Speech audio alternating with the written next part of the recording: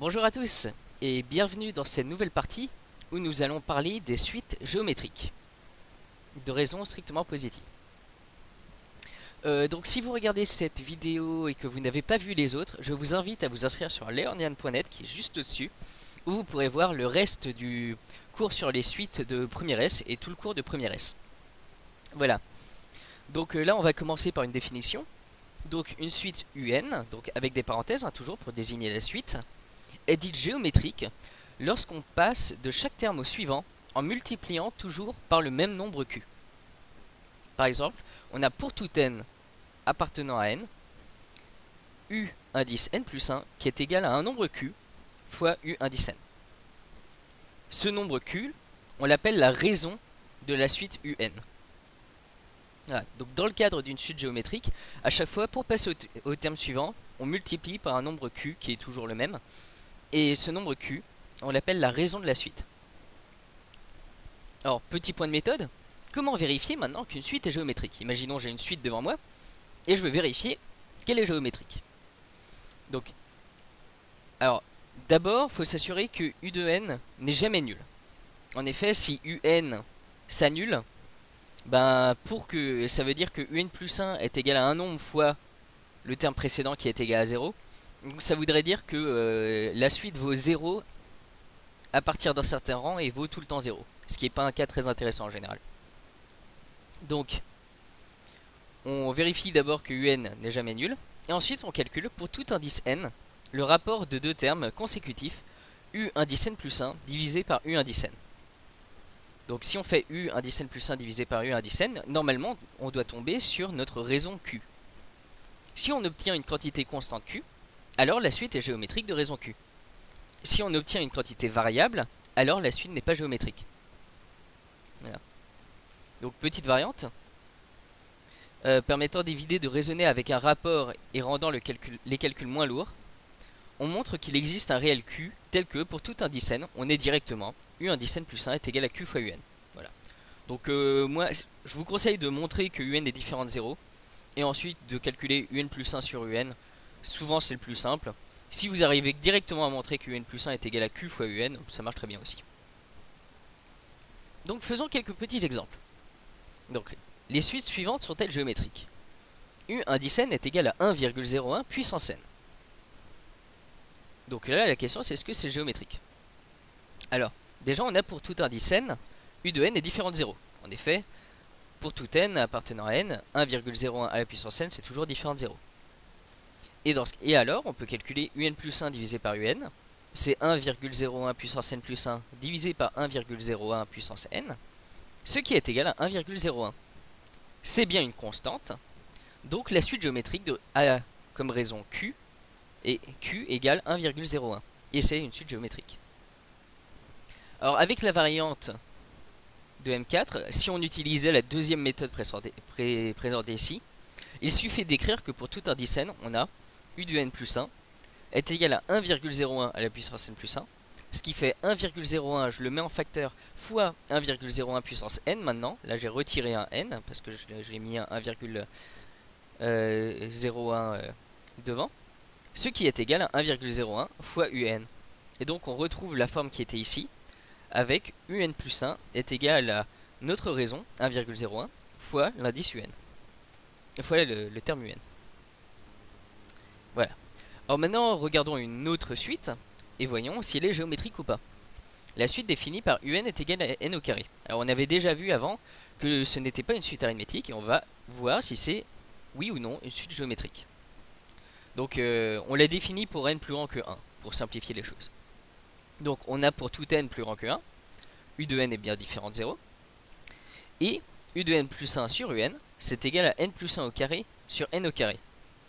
Alors la question serait, est-ce que ça c'est une constante? Et en fait, si on développait la chose, ça c'est clairement pas une constante. Voilà, donc ça c'est une suite qui n'est pas géométrique. Donc notons que cette conclusion est immédiate à la vue des premiers termes. On a u2 est égal à 4, qui est égal à u1 fois 4, u3 qui est égal à 9, qui est égal à u2 fois 9 quarts. Donc on voit que clairement, dans un cas, u2 c'est 4 fois u1, et dans l'autre cas, u3 c'est 9 quarts fois u2. Donc la suite ne pouvait pas être géométrique. Alors petite remarque, toute suite définie par une relation du type un est égal à lambda fois a puissance n, pour n supérieur ou égal à 0 et a strictement plus grand que 0, est géométrique de raison a, car pour tout n, on a u de n plus 1 sur un est égal à a puissance n plus 1 sur a puissance n est égal à a. Voilà. Donc dès que vous tombez sur une suite qui est définie de cette manière-là, une constante fois un nombre à la puissance n, et ben vous pouvez vous douter déjà qu'elle est géométrique. Au pire, refaites le calcul un plus 1 sur un pour vérifier. Normalement, a est la raison de la suite. Alors réciproquement, la question c'est, peut-on dire que toute suite géométrique de raison q peut s'écrire sous la forme un est égal à lambda fois a puissance n? Donc la réponse est dans ce qui suit. Et en plus, la réponse, ça va être oui. Bon, alors méthode 5, comment calculer un terme quelconque d'une suite géométrique? Et donc ça va être quelque chose de très important maintenant. Ça va être, on connaît notre raison q, et on connaît le premier terme u0, et on veut trouver directement u indice n en fonction de q, u0 et n. C'est-à-dire pas sans... Enfin, on veut connaître u indice n directement. Donc on va utiliser les relations suivantes. U indice n est égal à q puissance n u0, où U indice n est égal à q puissance n moins p u de p, pour p qui est plus petit que n. Alors ici, petite idée pour comprendre ça. Je ne vais pas faire la démonstration, parce qu'il faudrait faire une démonstration par récurrence, mais petite idée pour comprendre. U de 1, c'est q fois u0. U de 2, c'est donc q fois u1, ce qui fait q fois u0. Donc ça fait q au carré fois u0. U de 3, c'est q fois u de 2, ce qui fait q fois q au carré u0, ce qui fait q au cube u0. Donc on voit qu'à chaque fois que n augmente de 1, en fait, on augmente de 1 la puissance de q quand on l'exprime en q puissance n fois u0. Donc en fait, ici on a bien, à chaque fois que n augmente de 1, il faut augmenter la puissance de q par 1, et ici on garde le u0, et donc on obtient bien au final u de n est égal à q puissance n u0 quelque part en répétant l'étape n fois. Voilà. Ici à la place, entre n et p, bon, il va y avoir n moins p entier. Voilà. Donc en fait, il va falloir multiplier n moins p fois q, parce que pour passer de p à n, ben, on passe par p plus 1, p plus 2, p plus 3, ce qui fait en tout n moins p occasions de multiplier par q. Voilà. Donc ça c'est un peu l'idée de la démonstration. N'hésitez pas à écrire u de 3 est égal à q fois u de 2 qui est égal à q fois u de 1 qui est égal à q fois q fois u0 pour vous en convaincre. Mais après ça c'est des résultats qui doivent être instantanés. Voilà. Donc faisons quelques exemples. Donc calculons u de 7 dans les cas suivants. Donc u de 0 est égal à 1 quart et q est égal à 2. Donc là on obtient directement u de 7 c'est égal à q puissance 7 fois u0, ce qui est égal à 2 puissance 7 fois 1 quart, ce qui est égal à 2 puissance 5, ce qui fait 32. Voilà. Donc on a fait u de 7 c'est q puissance 7 u0. Maintenant u4 égale 81 et q est égal à 1 tiers. U7 c'est q puissance 7 moins 4 u de 4. Là on utilise la deuxième formule, mais qui est vraiment, c'est le même résultat. Enfin, bon, celle-là découle de celle-là, mais disons que les deux, la démonstration, c'est le même style de démonstration. Hein. Voilà. Et donc q puissance 7 moins 4, bon, ça fait q puissance 3, ce qui fait 1 tiers au cube. Et u4 c'était 81. Et donc au final on obtient u7 est égal à 3. Alors maintenant petit exercice. Démontrer que toute suite géométrique un peut s'écrire sous la forme u indice n est égal à lambda fois a puissance n. Alors là, bah, reprenons ce qu'on a fait juste avant. Un est une suite géométrique, donc admet une raison q par définition. Donc si on note q la raison de la suite, on a d'après la méthode précédente, u indice n est égal à q puissance n u0. Par définition de u est une suite géométrique. Il suffit alors de choisir petit a est égal à q et lambda est égal à u0, et on a u indice n est égal à lambda fois a puissance n. Donc en fait le a dont on parlait tout à l'heure, en fait c'est notre raison de la suite, et lambda là c'est le terme d'indice 0, c'est u0. Alors, donc là, ça c'était le premier point le plus important, je dirais, sur les suites géométriques. C'était vraiment retenir la formule U1 10 n est égal à Q puissance n U0, ou bien U1 10 n est égal à Q puissance n-p U2p. Bon, celle-là est plus générale, mais si vous comprenez la démonstration, les deux doivent revenir instantanément. Ok, maintenant, il va y avoir le deuxième point, qui lui aurait été plus compliqué à démontrer, mais on va pas faire la démonstration ici. Quoique, je vais voir, est-ce qu'ils ont une démonstration qui a... Si, je vais essayer de faire la démonstration quand même. Voilà, donc bon, d'abord je vais énoncer le théorème. Alors, méthode 6, comment calculer la somme S de n termes consécutifs d'une suite géométrique de raison Q? Donc la question c'est comment calculer la somme de n termes consécutifs d'une suite géométrique. Alors, si Q est différent de 1, on va pouvoir utiliser une relation qui est très pratique et qu'on utilise très souvent, vraiment extrêmement souvent, encore plus que celle pour les suites arithmétiques, je dirais. C'est la somme des n termes consécutifs d'une suite géométrique. C'est le premier terme fois 1 moins q puissance n, où n c'est le nombre de termes dans la somme, divisé par 1 moins q. Donc grand N c'est le nombre de termes de la somme, grand P c'est le premier terme de la somme, et q c'est la raison de la suite. Donc la somme c'est premier terme fois 1 moins q puissance n divisé par 1 moins q.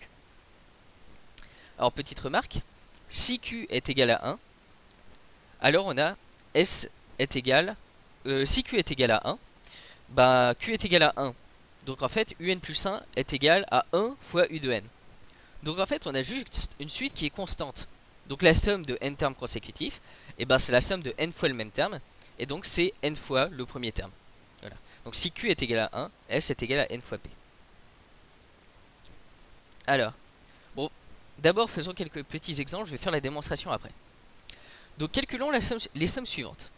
Somme 1 plus 2 plus 4 plus 8 plus 16 plus blablabla jusqu'à 40 096. Où en fait je prends toutes les puissances de 2. Alors, nous avons affaire à une somme de termes d'une suite géométrique de premier terme U0 et de raison Q est égal à 2. Alors maintenant, bon, il y a encore le problème de savoir combien il y a de termes dans cette somme.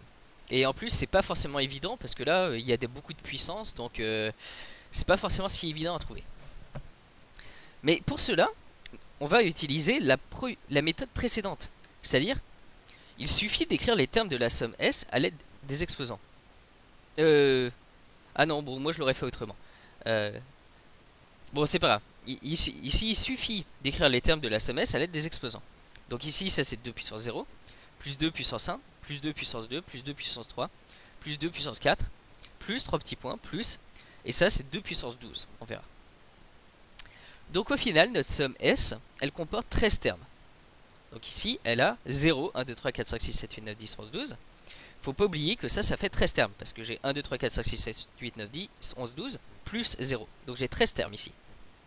D'après la méthode 6, on obtient que notre somme, c'est le premier terme, ce qui était 1, fois 1 moins 2 puissance 13, divisé par 1 moins 2, ce qui fait 2 puissance 13 moins 1, ce qui est égal à 8191. Alors, autre utilisation de cette formule qui est vraiment très utilisée, et c'est même cette formulation là qui est la plus utilisée, c'est si on veut calculer la somme de 1 plus x au carré plus x au cube plus jusqu'à plus x puissance n. Et ben ça va faire premier terme 1 fois 1 moins x puissance le nombre de termes. Ici j'ai n plus 1 terme pour la même raison qu'ici. Donc c'est 1 moins x puissance n plus 1 divisé par 1 moins x. Alors ça c'est vrai dans le cas où x est différent de 1. Sinon, si x est égal à 1, bon bah clairement ça c'est égal à n plus 1.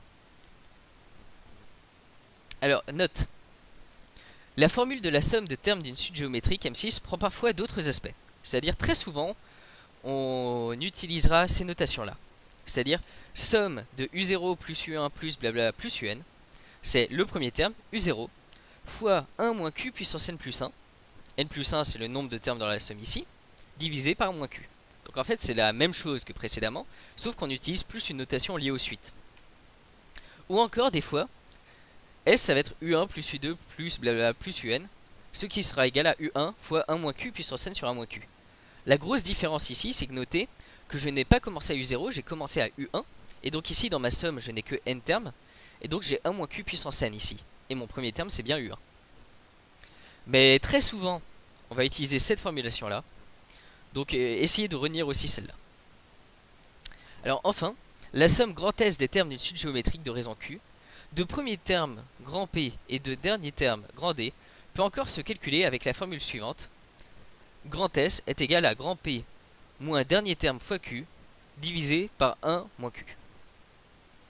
Alors petite remarque, en effet, on a le dernier terme qui est égal au premier terme fois Q puissance n moins 1.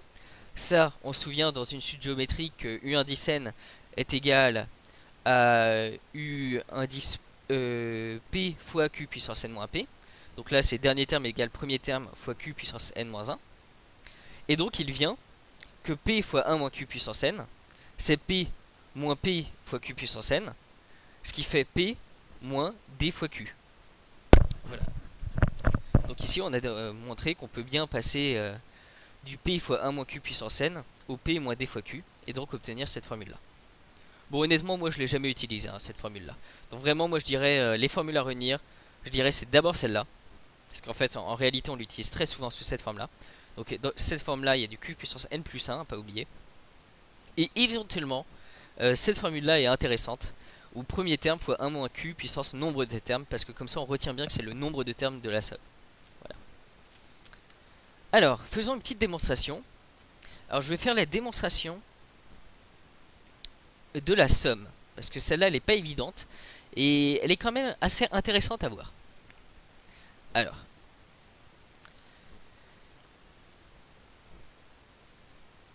où est-ce qu'elle commence?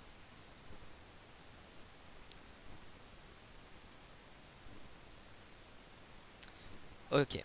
Donc, on a notre somme qui est égale au premier terme, plus Q fois le premier terme. C'est premier terme plus deuxième terme plus dernier terme. Mais on avait vu qu'à chaque fois, pour passer d'un terme au suivant, il suffisait de multiplier par Q. Donc, en fait, c'est égal à premier terme, plus U1, c'est Q fois premier terme. U2, c'est Q au carré fois premier terme. U3, c'est Q au cube fois premier terme. Jusqu'à dernier terme, c'est Q puissance n fois premier terme. Ok. Remarquons alors une chose. S moins Q fois S, c'est égal à P fois QP fois blablabla jusqu'à plus Q puissance NP. Donc ça, c'est S.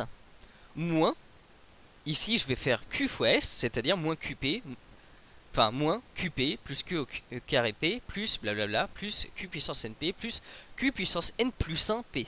Parce que ici, j'ai mon Q puissance NP fois Q, ce qui fait Q puissance N plus 1 P. Donc ici, là, j'ai noté S moins Q fois S. Et là, on va remarquer une chose super intéressante. C'est qu'ici, quasiment tous les termes vont s'annuler 2 à 2 dans notre somme. Q fois P va s'annuler avec moins QP.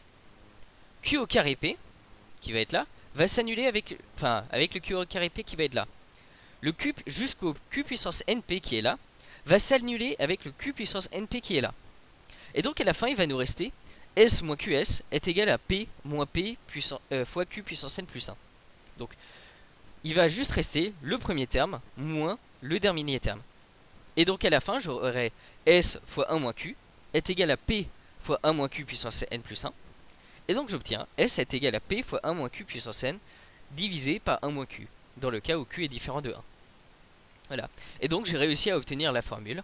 Donc là, vraiment, ce qui est intéressant, donc si vous voulez essayer de retrouver ici, à partir de ça, si vous vous souvenez de cette formule et vous voulez vérifier, multipliez par 1 moins Q, le 1 moins Q, faites-le passer de l'autre côté, ça fait du S fois 1 moins Q, développez, vous retombez là-dessus, et vous remarquez que tous les termes s'annulent 2 à 2, sauf le premier et le dernier, et donc le premier terme c'est P, et le dernier terme c'est moins P fois Q puissance N.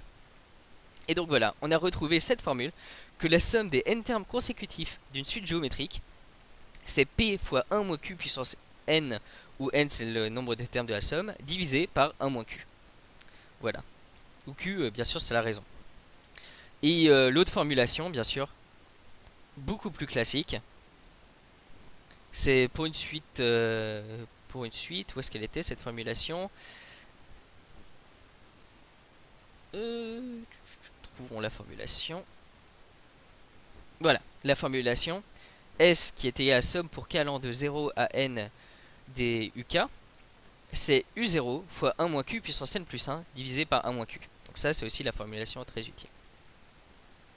Donc voilà, donc ça c'était pour les suites géométriques. Donc on a parlé de comment on exprimait directement U indice n en fonction de U0 par exemple. U indice n, c'est Q puissance n fois U0. Et directement de la somme des n termes consécutifs d'une suite géométrique, ou n plus 1 termes consécutifs d'une suite géométrique, avec U indice somme pour k allant de 0 jusqu'à n des U indice k, c'est U0 fois 1 moins Q puissance n plus 1 divisé par 1 moins Q. Donc voilà. Et donc on va continuer ensuite ce cours sur les suites. Je sais pas ce qu'il y a dans la nouvelle partie. Si vous avez aimé cette vidéo, n'hésitez pas à la partager sur YouTube et à vous inscrire sur learnian.net, inscrivez-vous dessus et en parler à vos amis. A bientôt.